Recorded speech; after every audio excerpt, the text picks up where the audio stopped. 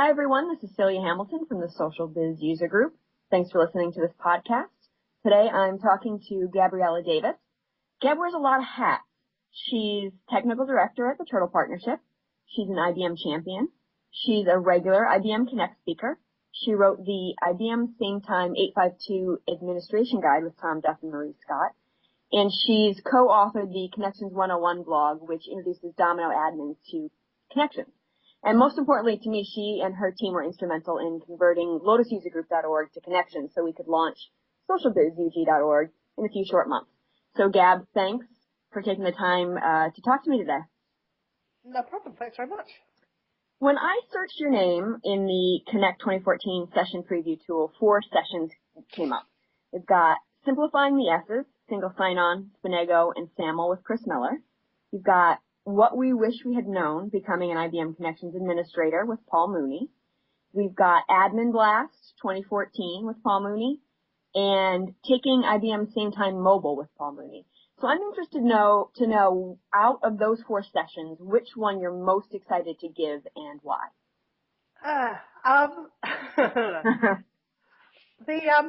So the Samuel Spinego one, I'm really excited by because I think single sign-on is such an important piece of people's systems now, and everyone has so many different component parts coming up with a solution that gives a kind of a seamless user experience and allows users to just be connected and not realize that there are these barriers between technologies.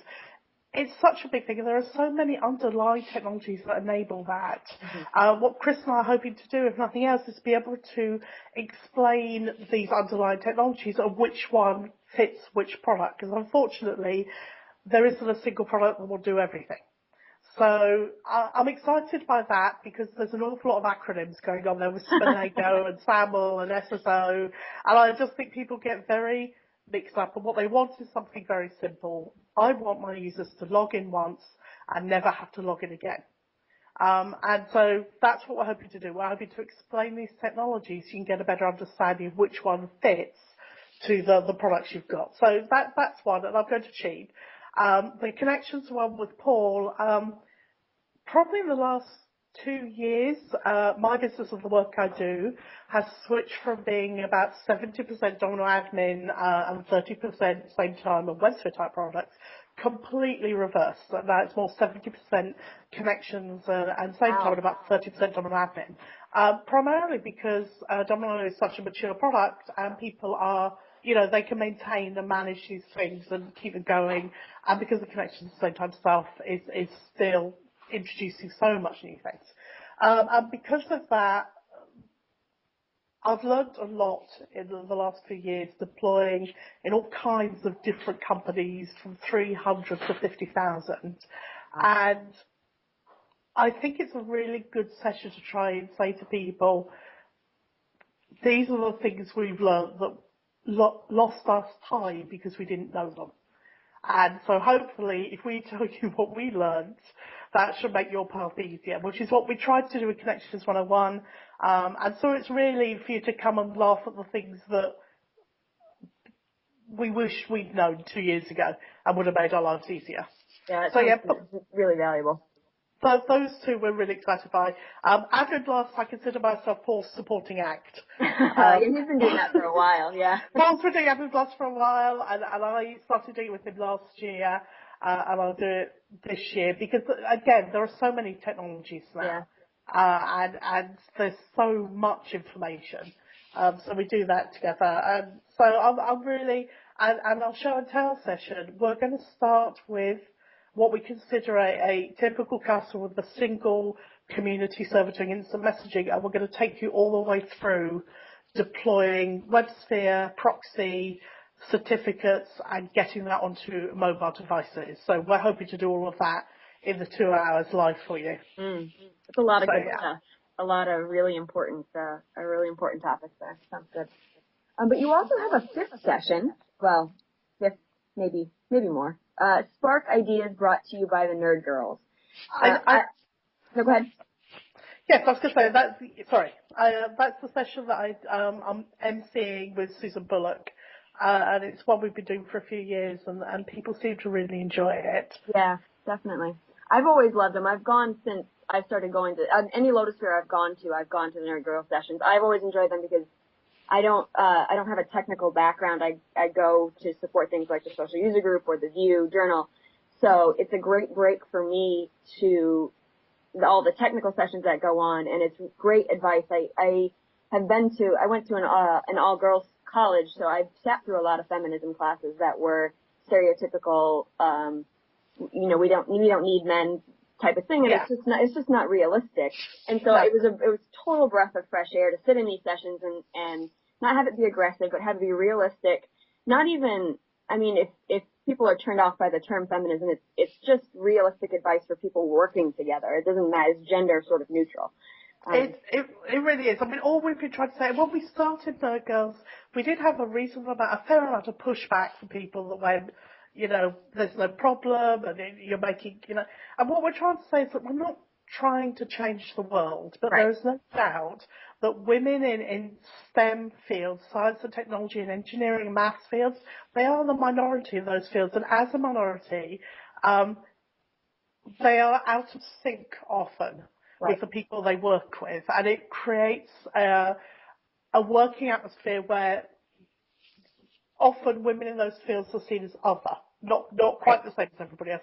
And all we're trying to do is say, look, we're the same, we work in these fields, we may have a different approach, we may be slightly different to work with, but we are here and we just want to make our voice heard. We're not asking for special treatment, we're not asking to be promoted over other people. Right. We just want to say, if you're a woman and you're working in this field and you're feeling a little bit alone, you're not alone. Right, exactly. It's not confrontational, it's supportive. And the format has changed. When I first started going, there were Q&A panels, which were great advice given at those. And now they've evolved into 5-minute talks with volunteer speakers. So what types of things will people be talking about this year at those sessions, with their sessions? We have some really exciting ones this year. I have about 8 people talking, which I'm really interested in. People like Bill Buchan and Stuart McIntyre, Deb Cole from IBM Clean Burns. So we've got a lot of people. What we say to people is, we want you to talk about anything you're energized, excited, enthusiastic about. It doesn't have to be technology related. It almost never is technology related. Right. But we want to all talk and hear you talk about something that excites you and inspires you.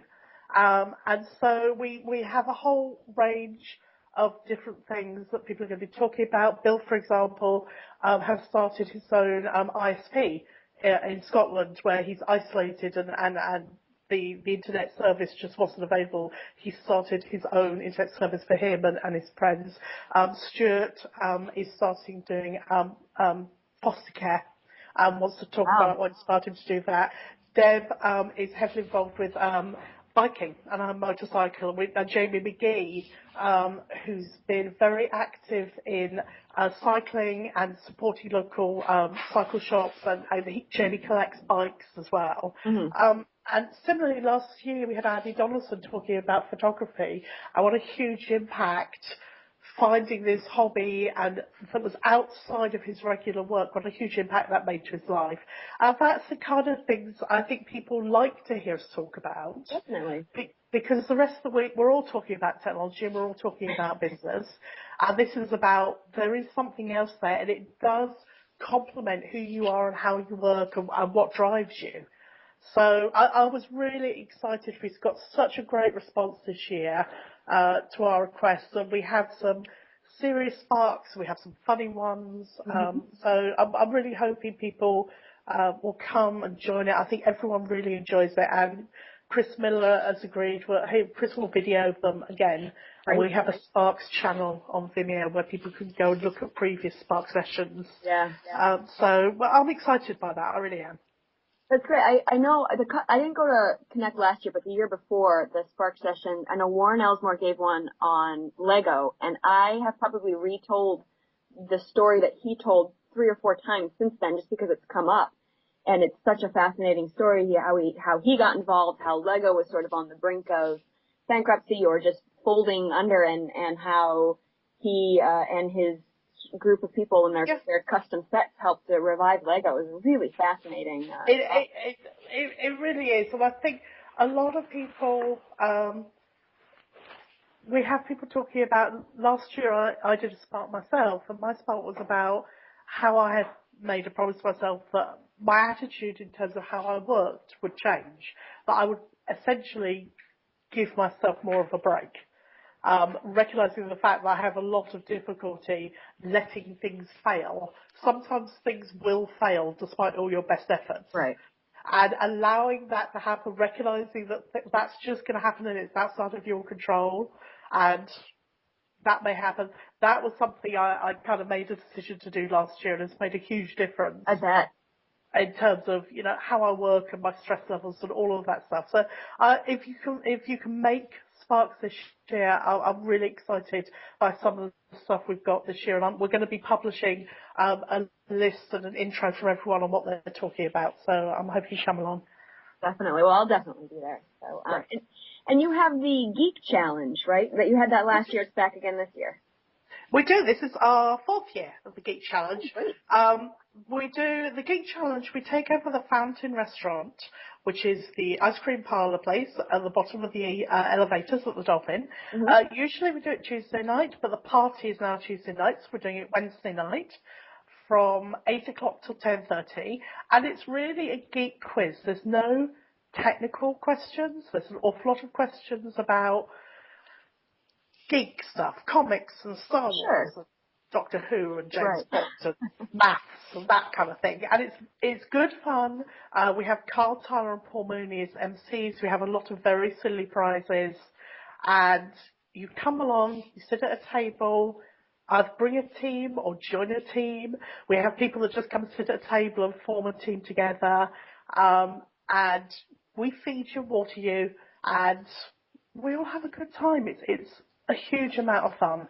And I would say we have a capacity limit on the Geek Challenge, and last year, by the time we opened the doors, we already had enough people to fill capacity. So please come, and please get there early. That's great. Is there any sign up, or do you just show up and? You absolutely just show up. It is entirely non-profit. It is funded by other companies who are their funds basically pay for the food and drink for the place. So we have a few sponsors already this year. Panagenda and Apelio and PSC and I'm going to be in trouble now. No, that's Engage. And Engage and the London Developer Co-op. So we're very grateful, Prominic, very grateful to the people that are offering money. My company, Turtle, basically pay the difference between the sponsorship and delivering, so we sponsor as well. Mm-hmm. And no one makes any money on it. We just want our friends to have a good time. That's great. So all you have to do is come along and have a good time. It's stuff like this, the Nerd Girls and the Geek Challenge, that really set this conference apart from other ones, because you can go to conferences and this is all community building and getting to know people, and it's so unique, I think. It's really awesome.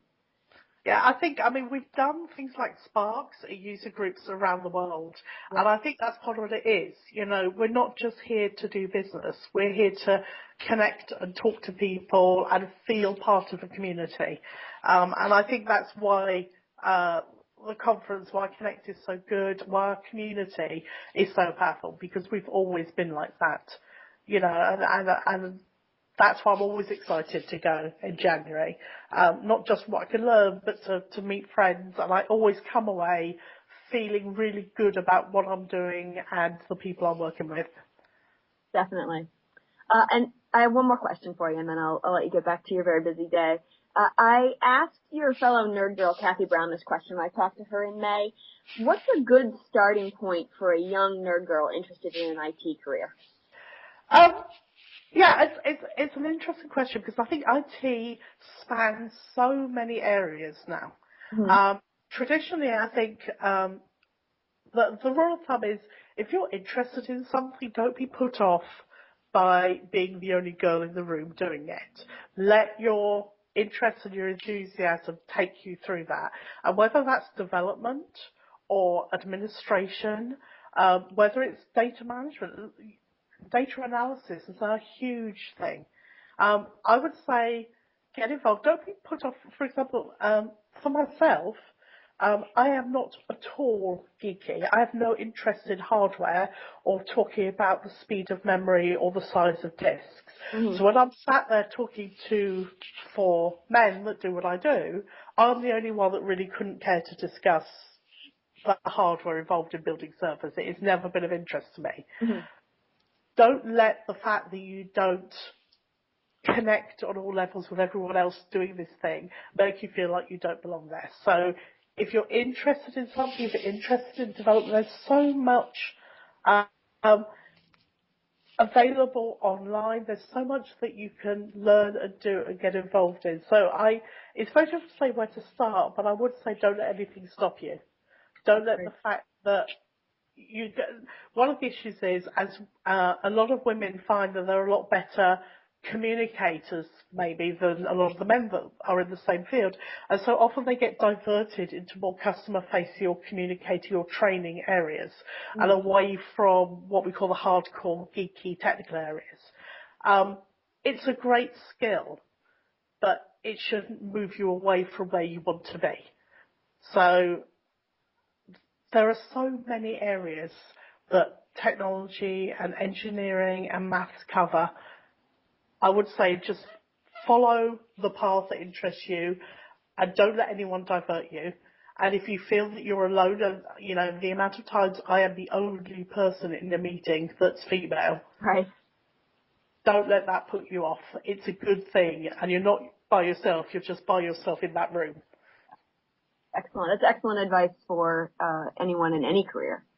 So. Yeah. Well, great. Thank you. Thank you very much for taking the time to talk to me. I know you have a really busy schedule, so I really appreciate it. Oh, okay. I have sessions to write, apparently. Yes, you do. Only a few. And then just a big thank you to our listeners. Make sure to check out socialbizug.org and follow us on Twitter at SocialBizUserGroup.